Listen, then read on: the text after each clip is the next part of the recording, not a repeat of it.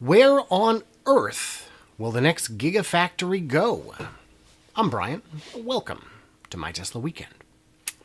If you can hear me in the chat, definitely let me know. Super duper. Super duper. Okay. This live stream. All right. So, yeah, there's been a lot of questions about this. It's a pretty common question I get on the channel. And so, real quick, I will point out that this could be the live version, the full version you're watching, or it could be the condensed version. It is whichever one you see on the screen. Whistle away, whistle away. Okay.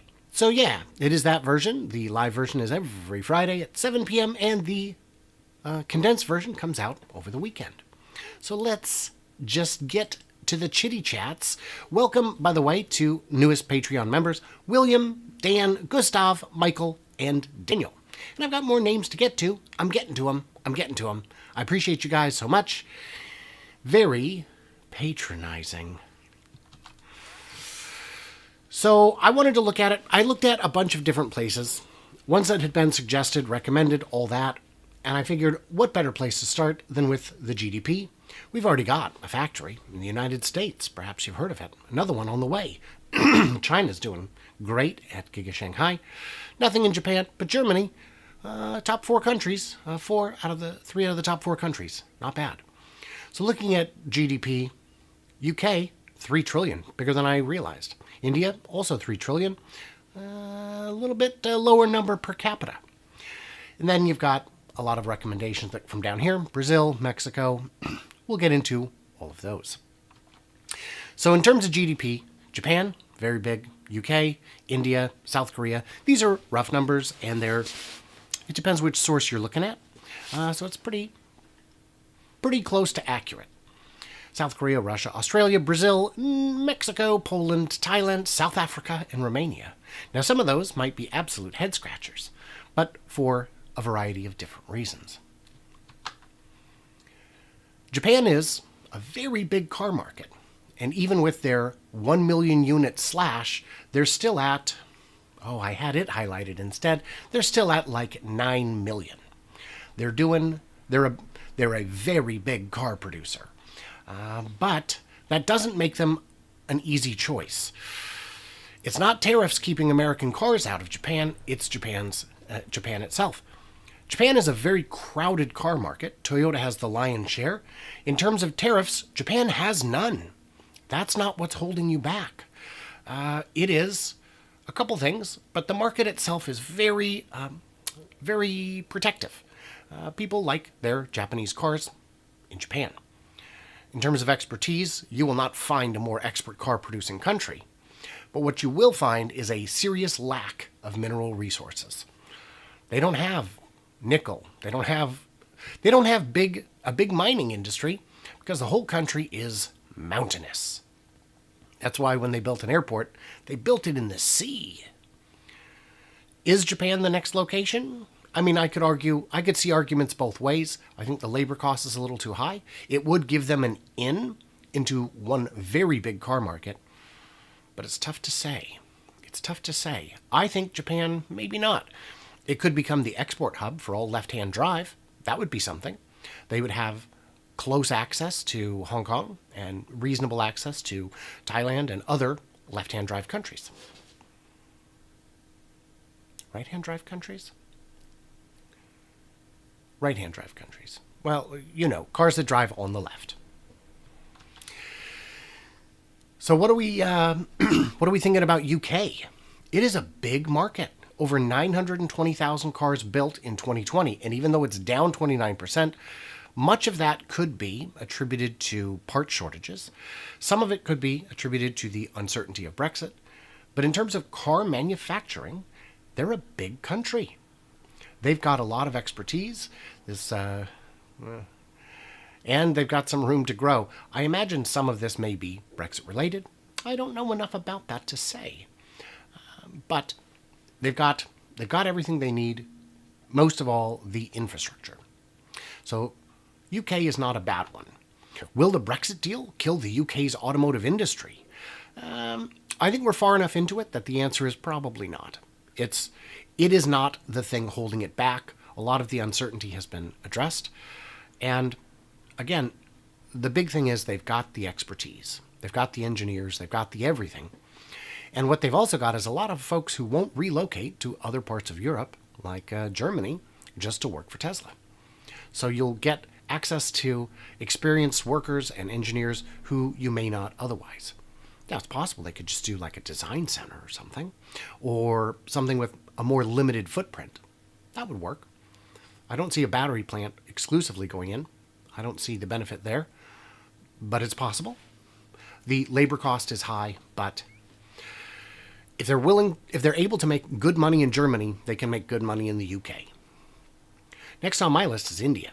And if you haven't seen the whole video I made about it, it is to the newest doodle. There are a lot of reasons why I believe India is a strong contender. They've got engineering, they've got automotive expertise, they've got an economy that could grow over the next 20 years the way China's has in the last 20 years. Whoever's first in that market is going to have a tremendous advantage.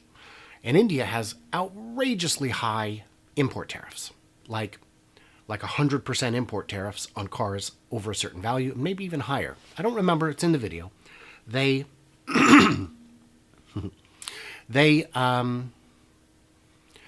even with $30,000 to $50,000 cars, there's still an awful lot of one percenters in India. I mean, we're talking like 10 million one percenters, 13 million. So that's a big market. And whoever gets there first in a serious way is going to have a tremendous first mover advantage. And the bigger thing there is that anyone who wishes to buy a luxury car or an upscale car at all could get a Tesla for, half the price of a Mercedes, Audi, BMW. So that's kind of a big deal. Next on the list, and by the way, in India, the biggest problem there is that they lack the supercharging infrastructure. But in Shanghai, I'm skipping around a little. Tesla is negotiating with the Indian government to start importing vehicles and build a factory. This is a rumor, but I believe there's validity to it. I believe a lot of countries are negotiating to get that done. A lot of countries have approached Tesla with offers to come and pretty please, for the love of all things holy, build in our country. And the lack of superchargers, Shanghai has their own supercharger factory. They make superchargers in Shanghai, presumably for the Chinese market, maybe also for export to other markets, probably. They're also made at Giga New York. It would be very likely to see a supercharger factory in India for the domestic market. What about South Korea? I don't know if you've heard this. South Korea makes cars. Yes, I understand. It's a big country. Millions of units per year. And they've got, if we've learned anything from Kia, Hyundai, it's that they've got their manufacturing down. They're making good cars. Took them a while to get up to speed, but they have gotten up to speed. Labor costs are not unreasonable, though higher than much of in Asia. But it's all about efficiency. And if you can make a car efficiently enough, the labor cost isn't what's going to kill you.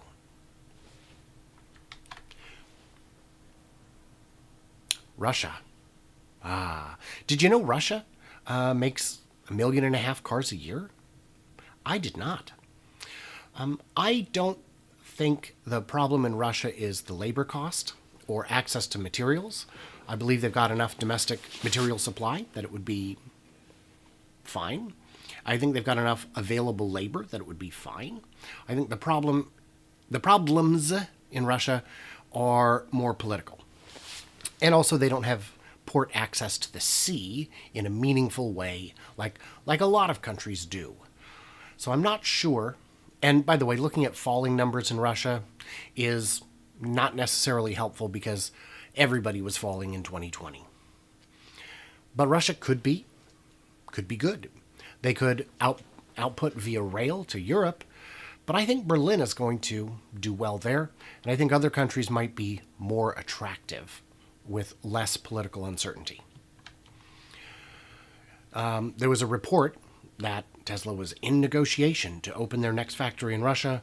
Elon shot that down, said, nope, that's has not decided on the next location. So maybe not. Low cost of labor, though, good access to materials, poor access to export facilities. I keep getting asked about Australia. Why not Australia? They are mineral rich. They've got everything they need to build right there, except an auto industry. They put in these protective import tariffs to try to preserve the domestic auto production industry unsuccessfully. Didn't work. They have no factories currently, and apparently the politicians are not necessarily behaving in a way that is conducive to opening new factories.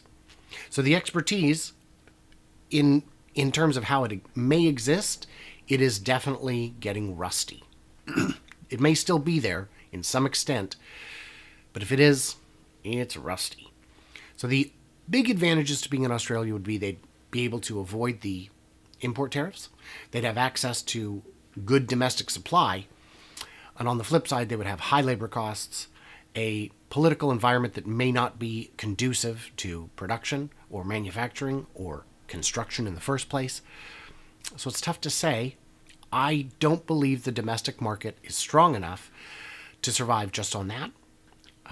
So there we go. Bram is already saying Poland, move out of Germany. We'll get to that, Bram. What do we got here? Brazil. Do you know Brazil makes a ton of cars? Millions? Now, these are downscale market cars, I am sure. But that doesn't mean there isn't room for upscale. Especially being in Brazil, they would have possibly better access to the rest of South America, to all of Latin America, really, depending where it goes. I think Brazil is possible. They also have great output, and it is the 8th largest auto producer in the world. And they've also got a lot of parts manufacturers, which is extremely helpful when it comes to, well, that's Mexico. We'll get to there. It is extremely helpful to have an existing supply chain that can supply parts, mirrors, textiles, wiper fluid, hoses, brakes, all that good stuff. Brazil produced a total of 2.2 million vehicles in 2021, 11% growth over the previous year. That's neat. Brazil also has corruption problems and potentially political uncertainties, but I think most countries are going to have that. I think you're going to face that kind of everywhere, definitely in the short term. And the longer term is, unknown. Did I go the right direction? Mm-hmm. Mexico. Ever heard of it? It's America's land down under. I'm pretty sure that's right. Never found a boomerang, though. It is a major market, both in terms of consumption and production. They've got tons of factories. Audi, BMW, Stellantis, Ford, GM, Honda, Kia, Mazda, Nissan, Toyota, and Volkswagen. It is a mature manufacturing market.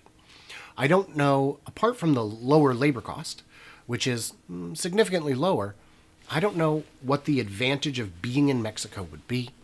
You can already ship cars to and from Mexico into North America, into the rest of North America without tariffs. So that's not necessarily a big thing. But I think Mexico is on the table. And a lot of these countries, I think, would be ideal candidates for the $25,000 car, which I have said before is not going to be $25,000. It doesn't need to be. JJ, thank you. Gigante Mexico. Gigante Mexico. Now that is a quality pun. That is quality. Tesla tequila has to be made somewhere. Well, they just sell bottles, so it can be made anywhere. I think Mexico would be a fine decision. I don't see a reason not to use it, apart from the fact that it would be just another location without a huge advantage apart from, well, the big thing in any of these countries, and we'll get to it, is political expediency in terms of permits. As Bram was suggesting about Germany, it is a bureaucratic mess at the moment in terms of getting the factory running. And the more developed a nation is, the more likely you are to face that. Although in the US you get compartmentalization with local areas, local states, and counties that can sometimes avoid that, that can optimize and give preferential treatment. Brazilian government wants Tesla factory. Yeah, I got these a little out of order. Of course, the Brazilian government wants the factory. They brought together a council to discuss how they would do it and how they would create incentives. Poland, here we are. Who was it that said Poland? Poland. Why Poland? Well, it's right next to Germany. It's in the EU, has been since 2004, I think. And it's one of the most important manufacturing sectors in Poland. It already accounts for 11% of the country's total GDP. Second only to the food industry. So they make a lot of cars. I'm not seeing the number right off the top of my head here. It was here somewhere. They've got some EV production. Not that it matters. But yeah, it's a country that's ready to get some stuff done. And in terms of incentives, they could be There we go. Reconnected successfully. My apologies. My apologies. So let's look at Thailand. There we go. Let's look at Thailand. Production outlook improving. So why Thailand? Well, there's, access to minerals nearby. They've got some of their own. I should have covered Indonesia, but I got to it a little bit late. Thailand's already making over 1 million cars a year, which is quite good. Labor is cheap. They have some expertise. And it's just diversification. There's no reason not to. South Africa. Really? Yeah. It's the biggest auto producer, at least on that side of the continent. I think on the entire continent. They make a lot of cars. They make hundreds of thousands, not quite 1 million, but it is a substantial part of the market. It is something they have competency in. So it would give them closer access to Africa, certainly. And I think the only real drawback to South Africa would be potentially bad PR. Because a lot of people really despise Elon because they perceive him as having benefited from apartheid. Even though his father ran for office as a anti-apartheid candidate, apparently that's, a lot of people got a lot of hate that isn't necessarily rational. We will get to those comments, but MD Hofsty said, South Africa is right-hand drive, so could export. Yes, and a lot of the world is still right-hand drive, interestingly. So Romania, why not? Let's look at that map again. I'm sure I can find it. Here's Romania, access to the Black Sea. Went too far. It has an auto industry, which represents 14% of their GDP.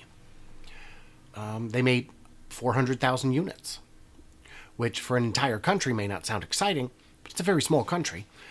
And it's one that, I would argue most people can't find on a map. They've got low labor costs. They've got somewhat experienced workforce. And everywhere they go is diversifying. Oh, and Romania is also in the EU, so it'd be tariff-free. Another reasonable candidate, I believe, for the lower cost version. Romania has not only car manufacturers, but also tier 1 and 2 suppliers, Bosch, Continental, Daimler, etc. So, yeah, they've got everything they need. They could build it. And so, let's talk again about the GDP. Exports are added to your GDP. If you make something and you export it, it counts as your GDP. One reason the US's GDP is so high is because of... There we go. Okay, there we go. Ooh, having some connectivity issues. So what do you get in terms of cash? In terms of incentives? Well, you can get cash. A lot of companies really, really like that because cash is, helpful. But Tesla has a lot of cash. And if you can offer something or ask for something instead of cash, you can get a potentially better deal. What you would ask for is a tax abatement. You say, 10 years, no tax. I want 10 years with no tax. Give me that. How much is that? Is it a good amount of money? It is a fantastic amount of money. So let's look at the GDP. So let's say you make a Tesla factory and it makes 1 million cars a year, which is what we believe is the plan for every factory at a minimum. So like Shanghai, they make about $1 million worth of 1 million cars. Average selling price, let's say 50,000. That's $50 billion per year per factory. So a tax abatement, even if your tax is only 10%, you're talking $5 billion a year in tax abatement. Over 10 years, you're talking $50 billion.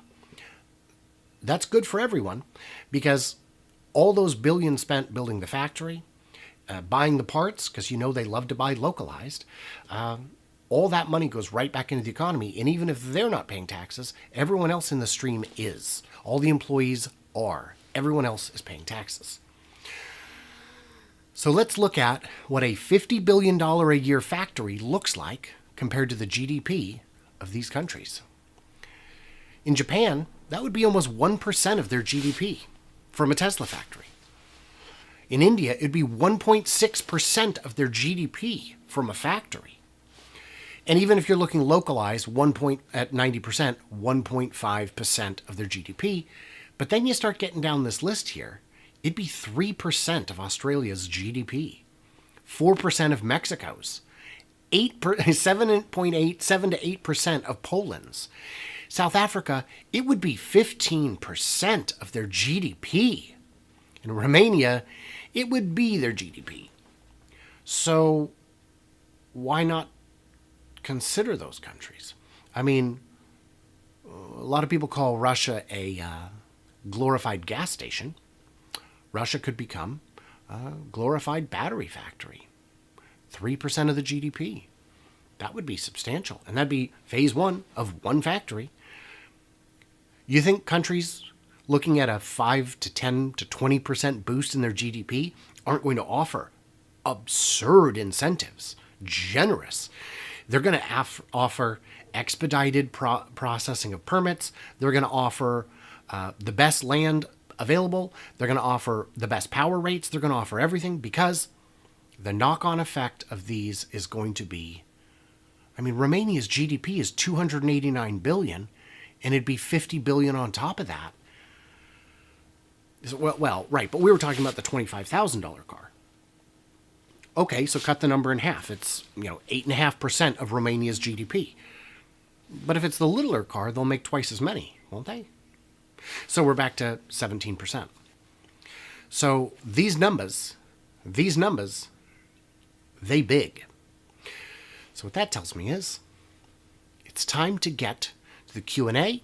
First, a quick thank you to my Patreons who get early access, bonus content, an ad-free experience, and help keep the channel running. You also get the 11-year tracker at the Cool in the Gang level.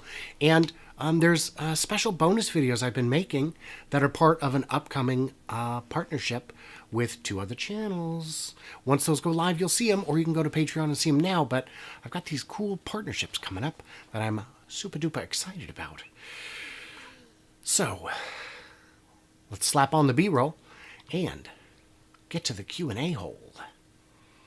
Let's fall into this Q&A hole. All right. How's everybody doing? Say hello if you're here. Say hello if you're here.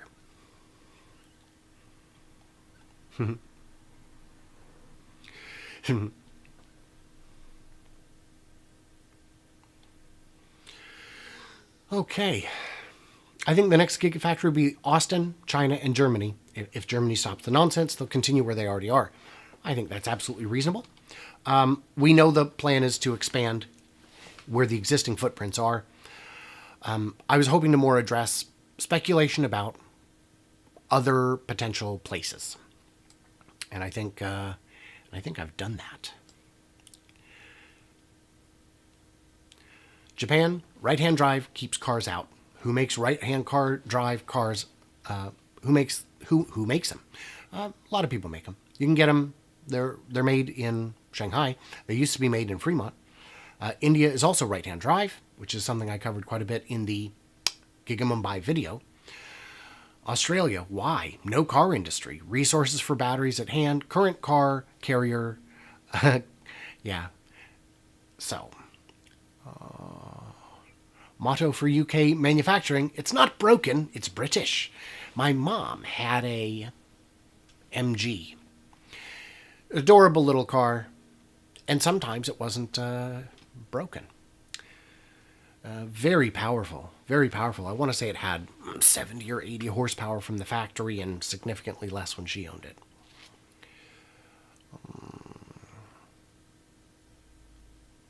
UK has no work ethic. Yeah. I can't speak to that. I don't know. I know the same can be said of a lot of countries, but it's hit and miss, you know. It can be hit and miss. Right hand versus left hand, not an issue. When GM was made in Australia, they made left-hand drive police cars, cars for the U.S. market. That's interesting. I didn't know that. But it really isn't a big deal. It just is a small streamline. And if you're talking about millions of cars, $30 is $30 million per million cars. Have you seen the lack of progress on Giga Berlin?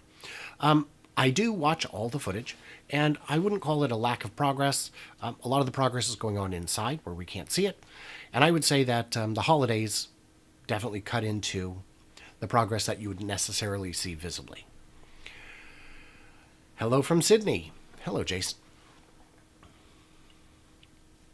England used to have a car industry killed by unions and bad management. I owned a British car, worst piece of junk I ever had. My brother's ex-wife has a Jaguar, and it is true to the Jaguar reputation. It's very comfortable when it runs. Giga Holland. Maybe. They're a very industrious people, and they can do anything they want. They're a very small country and have like a very, very high GDP.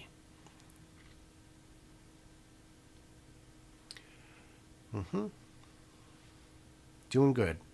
If you got questions, get them in now. I'm going to speed this up. Poland, move everything out of Germany.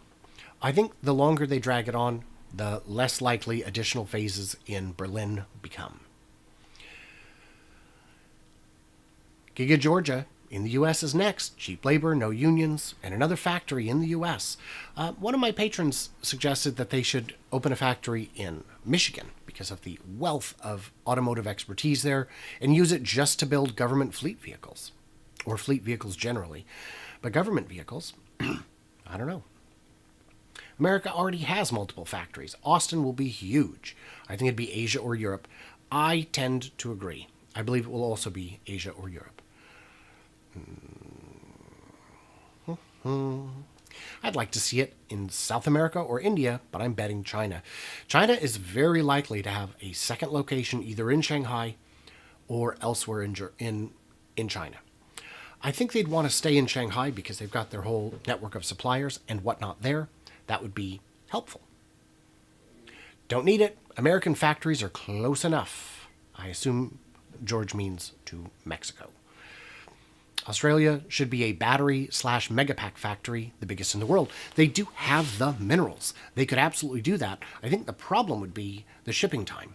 Transit time for, you know, if it's supplying enough for 1 million or 2 million cars, if the transit time is 2 months, a month even, you're talking 80,000 units to 160,000 units worth of batteries in transit at any given time, and that's a lot of capital to have tied up. I would have to see what the price advantage is.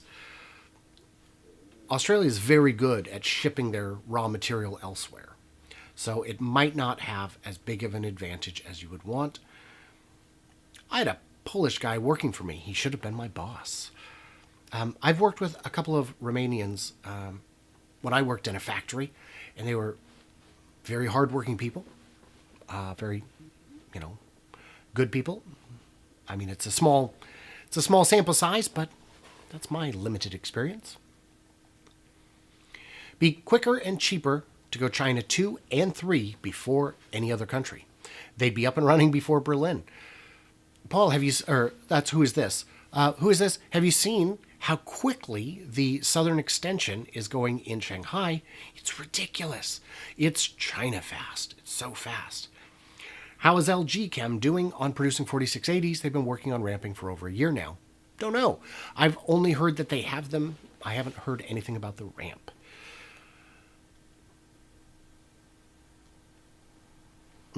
Maybe another factory announcement in Europe would be enough to light a fire under the Germans to move a little faster.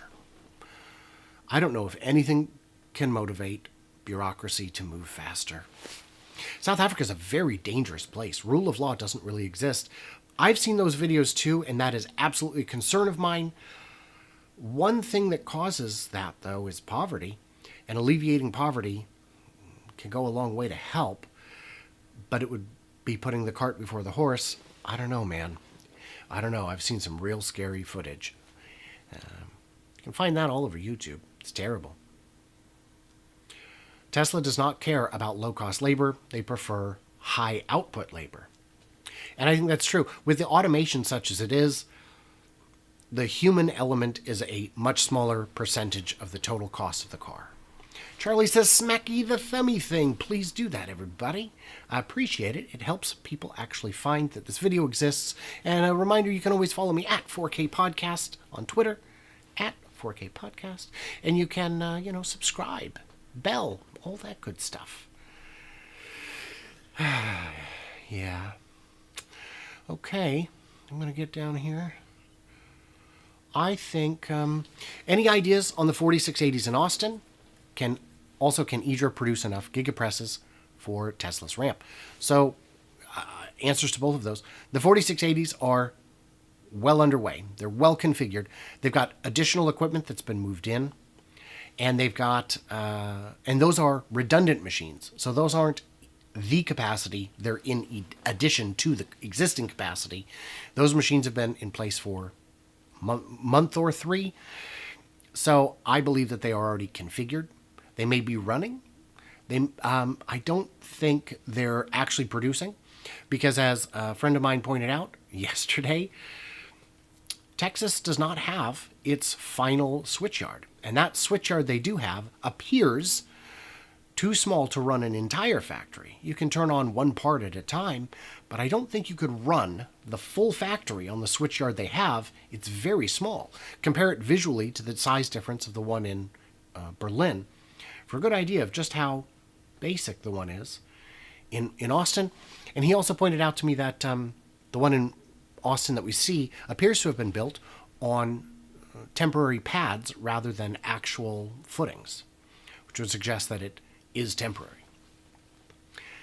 Elon proved to Wall Street you can build a factory anywhere, including California, and make a profit. Stock analysts had said it couldn't be done. There is no real market in the U.S. for manufacturing that is more expensive than the Bay Area. And you're right. David, I'm 32 minutes late. Welcome. German bureaucracy is a result of racial guilt. No, it's a developed country, Bram. I don't think that it is a result of racial guilt. I think, developed countries have much more bureaucracy and strict rules about kind of everything. So there we go. Anything else you burning for me to get to? Or can I wish you guys a good weekend? I should let you know I'm going to be on the road next week. I will still be, hopefully, doing my live streams, both on Tuesday, fast charging with B&B, with Bear from Bear's Workshop, and the Friday live stream next week as well. It'll all be there, and I've got some stuff already done or mostly done that we'll publish in the meantime. Did we see the mega chargers installed at Bepse? Yeah, that's exciting.